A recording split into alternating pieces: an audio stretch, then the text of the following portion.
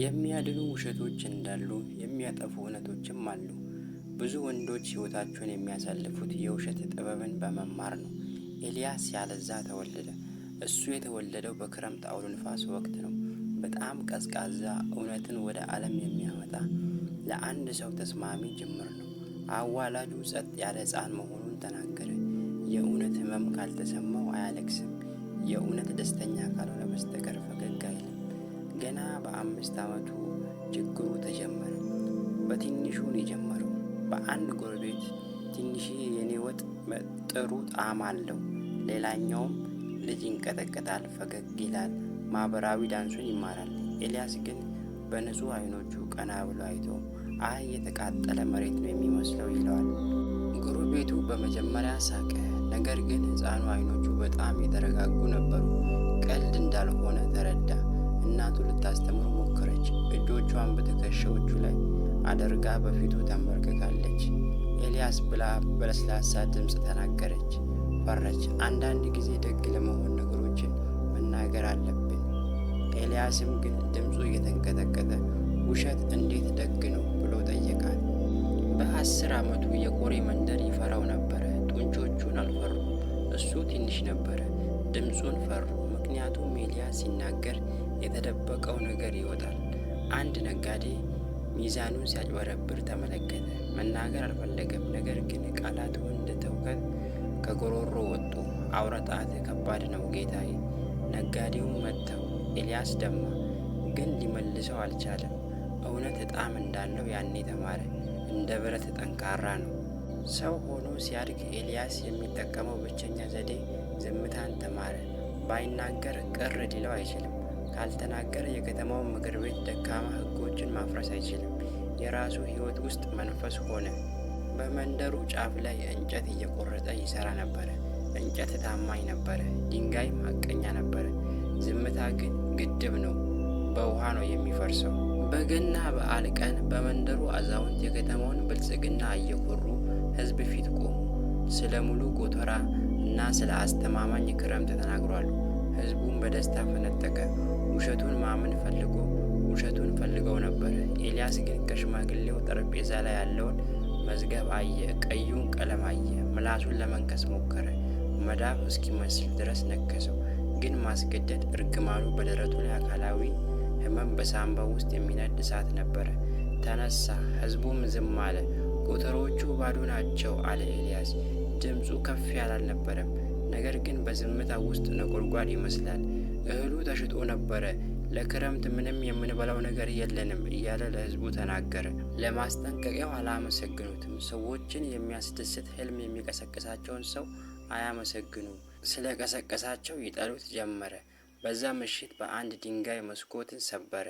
ከዛም ኤልያስ ቦርሳውን ተሸክሞ መጥረቢያውንም ወሰደ።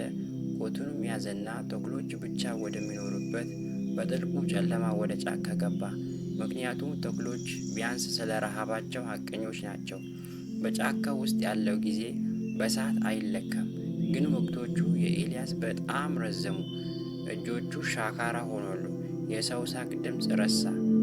እውነትን ለዛፎች ተናገረ። ዛፎችም ምንም አልመለሱለትም። በመጨረሻም እንዲህ ብሎ አሰበ። በድንጋይ የተሠራ ሰው በድንጋዮች መካከል ይኖራል። የተራራውን ስር የሚያናውጥ ማዕበል ተነሳ። ኤልያስም ንፋስ ያልሆነ ድምፅ ሰማ። ለቅሶ ነበረ። ስለታም ሴት ከወንዙ ዳር ወድቃ አገኛት። በደግነት ሳይሆን በአስፈላጊነት ወደ ቤት ወሰዳት። እውነት እሱ ቢተዋት ትሞታለች። ኤልያስ እንዲህ አይነት እውነታ መራቅ አልቻለም። ስትነቃም አልቻዎችም። ጭንቅላቷን ወደ እሳቱ ሙቀት አዙራ ተቀመጠች። ኤላራ ትባላለች። እሷም አይነ ስውር ነበረች። ኤልያስም በሕይወቱ ለመጀመሪያ ጊዜ እንግዳን በእፎይታ ተቀበለ። በቅንድቡ ላይ ያለውን ጠባሳ ማየት አልቻለች። የቤቱን ደህንነት ማየት አልቻለችም። እሷም የት ነው ያለሁት? ኤልያስ ለመሮጥ ዝግጁ ሆኖ በበሩ አጠገብ ቆሞ ነበረ። እርግማኑም በጉሮሮ ውስጥ አረፈ። አንተ በስደት ቤት ውስጥ ነህ አለ በሻካራ ድምፅ። እርጥብ ዋሻ የጭስ ይሸታል። ፍራቻው ጠበቀ። እንድትሄድ መለመን ጀመረ። ይልቁንም ሳቀች። በለስላሳ ድምፅ የመጨረሻ ብላ በለስላሳ ድምፅ ተናገረች። በምቹ ጎጆ ወይም አስተማማኝ መጠለያ ውስጥ መሆኔን የማይነግረኝ ሰው ብላ ተናገረች። ኤላራ እዛው ቀረች። በመጀመሪያ ላይ ቁርጭምጭሚቷ ጠምዛዛ ስለነበረ ነው። ከዛም በክረምት በረዶ መተላለፊያውን ስለከለከለው በመጨረሻ ከእውነት ተነሳ። አየህ፣ ኤላራ አዘኔታ ኖራለች። እሷ አይነ ስውር ስለነበረች ሰዎች ያለማቋረጥ ይዋሿት ነበረ። ዓለም ለስላሳ እንደሆነች ነገሯት። በታመመችም ጊዜ ቆንጆ እንደምትመስል ነገሯት።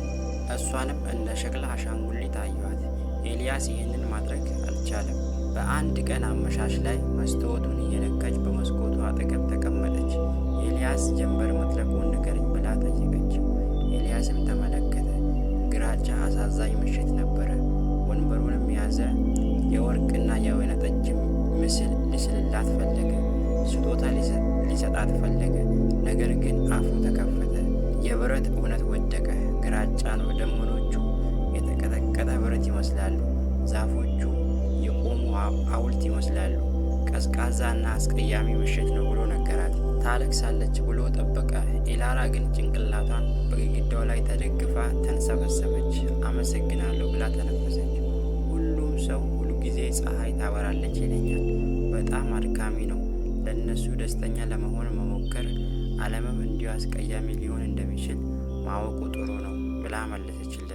በዛ ቅጽበት እርግማኑ ቁልፍ ሆነ። በፍቅሩ የወደቀችውን እሱ ማራኪ ስለነበረ ሳይሆን የምታምነው እሱ ብቻ ስለሆነ ነው። ጸጉሯ እየተመሰቃቀለ እንደሆነ ስትጠይቀው አዎ ጸጉርሽ የወፍ ጎጆ ነው የሚመስለው አላት። መቅደስን የገነቡት በፍቅር ሳይሆን በእውነታ ላይ ነው። አብዛኞች ፍቅረኛሞች አንዳቸው ለሌላቸው በጨረቃ ቃል ገብተዋሉ፣ ለዘላለም ቃል ይገባባሉ። ኤልያስ ግን ሊያደርግ የሚችለውን ብቻ ቃል ገባላት። ለእሳት እንጨት አመጣለሁ፣ ዝናብ እስኪቆም ድረስ ይዛቸዋለሁ፣ እዚሁ ነኝ። መዋሸት ስላልቻለ የሚናገረው ቃል ሁሉ ከብረት የነጠረ አለት ነበረ። ለ5 ዓመታት ስደት ገነት ነበረ። መዋሸት ያልቻለው ሰው እውነትን የምትፈልገው ሴት አገኘ። እውነት ግን በተፈጥሮ መጨረሻዋን ታጠቃልላለች። ኤላራ ሳል በጀመራት በመከር ወቅት ነበረ። በመጀመሪያ ላይ ትንሽ ደረቷ ላይ መንቀጥቀጥ ነበረ። ኤልያስም ሻይ አዘጋጀላትና አጠጣት። በሱፍ ጠቀለላት። በአንድ ቀን ማታ እጁን ያዘችው። ፊቷም ገረጣ። የጉንፋን ላብ አላባት። ኤልያስ ብላ በሹክሹክታ ተናገረች። ንገረኝ፣ እየተሻለኝ ነው ወይ? ህመሜ ወይስ እየጠናብኝ ነው ብላ ጠየቀችው። ኤልያስም መላ ዓለሙ የሆነችውን ሴት ተመለከተ። ማህረብ ላይ ያለውን ደም በተመለከተ ጊዜ ለመናገር አፉን ከፈተ። ለሚያምንበት አምላክ ለመዋሸት ኃይል እንዲሰጠው ጸለየ። አንዴ ብቻ፣ ለእሷ ብቻ እንዲህ ብሎ ጸለየ። አዎ ለማለት ሞከረ። ቃሉ በአንደበቱ እንዲወጣ ሞከረ። የህዋ የሚያጽናና ውሸት ለሱ ዓለሙ ለሆነችው ሴት። እርግማኑ ግን ፍጹም ነበረ። ምርጫውም አልነበረም፣ ተፈጥሮ ነበረ። በዓይኖቹ ዓይኖቿን ተመለከተ። ከማያቸው ከማንኛውም የሚያይ ሰው በላይ እውነትን ያዩ ዓይኖች። በትራሷ ላይ በደም የተበከለውን መረብ ተመለከተ። ድምፁ እንደ ብርጭቆ ተሰበረ። አይ ኤላራ ብሎ ተሳክቶለት የእውነት መውጫን እየቀደደ እየተሻለሽ አይደለሽም፣ ህመሙ በጠና እያመመሽ ነው ብሎ መለሰላት። በፍርሃት ደፋ ቀና እያለ ህመሟ በጭካኔ በታማኝነት ላይ ቆጣ። ነገር ግን በምትኩ እንደ ቢራቢሮ ደካማ የሆነችውን እጁን ጉንጩን ዳሰሰች። አውረጣት ቆዳውን ነካ። ደና ብላ በሹክሹክታ ተናገረች። ድምፁም አይሰማም። አመሰግናለሁ ኤልያስ አለች። ኤልያስም ግራ ተጋብቶ አፍጥጦ አየ። እንባው በፊቱ ላይ ፈሰሰ። ለምን አመሰገንሽኝ ፍቅሬ? እኔ ያመጣሁልሽ ሐዘን ብቻ ነው ብሎ ማልቀስ ጀመረ። ኤላራ ፈገግ ብላ እስትንፋሷ እየደከመ ሄደ። ምክንያቱም ዋሽተኸኝ አታውቅም አለችው። አንድ ጊዜ አይደለም፣ በዝናብ ጊዜ ፀሐይ ታበራለች አላልከኝም? ደካማ ስሆን ጠንካራ መሆኔን ነግረኸኝ አታውቅም። የዓለምን እውነት ነገርከኝ ኤልያስ። ዓለሜን እውን አደረግከው እና ከአንቺ ሌላ ደህና እሆናለሁ ብትለኝ እንደምትዋሸኝ አውቃለሁ አለችው። እጁን ያዘችው። አሁን እውነትን ንገረኝ ኤልያስ ብላ በለሰለሰ ድምፅ ተናገረች። ደህና ትሆናለህ? እንደገና ደስተኛ ትሆናለህ ብላ ጠየቀችው። የመጨረሻም ፈተና ሊዋሻት ፈልጎ ነበረ። የጽናቱን መጽናናት ሊሰጣት ፈለገ። ነገር ግን ነፍሱ ያየችውን ሴት በተመለከተና አሁን በውሸት የገነቡትን ሁሉ እንደሚቀንስ ያውቅ ነበረ።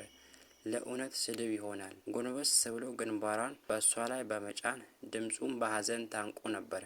ነገር ግን እንደ ደውል ግልጽ ነው። አይ የኔ ኤላራ፣ ደህና አልሆንም፣ እሰበራለሁ። ከአንቺ ጋር እስክሆን ድረስ የምተነፍስበት እስትንፋስ ሁሉ ናፍቄሻለሁ። ከአንቺ ጋር በነበርኩበት መንገድ ሳይሆን ዳግም ደስተኛ አልሆንም አላት። ለእሷም ህመም የለም፣ ጥልቅ ሰላም ብቻ። በመጨረሻም እስትንፋሷ ተሰማው፣ እንደ ወደቀ ላባ ለስላሳ እና በመጨረሻ ሰዓት ኤልያስ ተረዳ። እርግማኑ ቅጣት አልነበረም። ከሱ ከመቼው ጊዜ ጀምሮ በጣም ጥልቅ የሆነ ስዕለት ነበረ። እውነተኛ ሐዘን ቃል ኪዳን ማለት እውነተኛ ፍቅር ቃል ኪዳን ነው ማለት ነው። ጉዳዩን ነግሯታል። በጣም አስፈላጊ ስለነበረ ህመሟን ለመታደግ መዋሸት እንኳ አልቻለም። አመታትም አለፉ። ኤልያስ ልክ እንደ በፊቱ በጓዳው ውስጥ ብቻውን ኖረ። ነገር ግን ተመሳሳይ አልነበረም። ዝምታው ጋሻ ሆኖ አልቀረም። ከኤላራ ጋር ባካፈለው በእያንዳንዱ እውነተኛ ቃል የተሳለ አሻራ ነበረ። የተጎዳውን ግራጫ ጀንበር ስትጠልቅ አይቶ ሳቋን ያስታውሳል። ቀዝቃዛ ንፋስ ሲሰማው ሙቀትን ያስታውሳል። እሱ ደህና አልነበረም። እንደገና እውነት ደስተኛ አልነበረም፣ ግን ተወደደ። እናም ይወድ ነበረ። ያ እውነት በቂ ነበረ። የዛሬው የምሽት ታሪክ ይህን ይመስል ነበረ። ቻናሉን ሰብስክራይብ፣ ላይክ፣ ሼር ማድረግ እንዳይረሳ።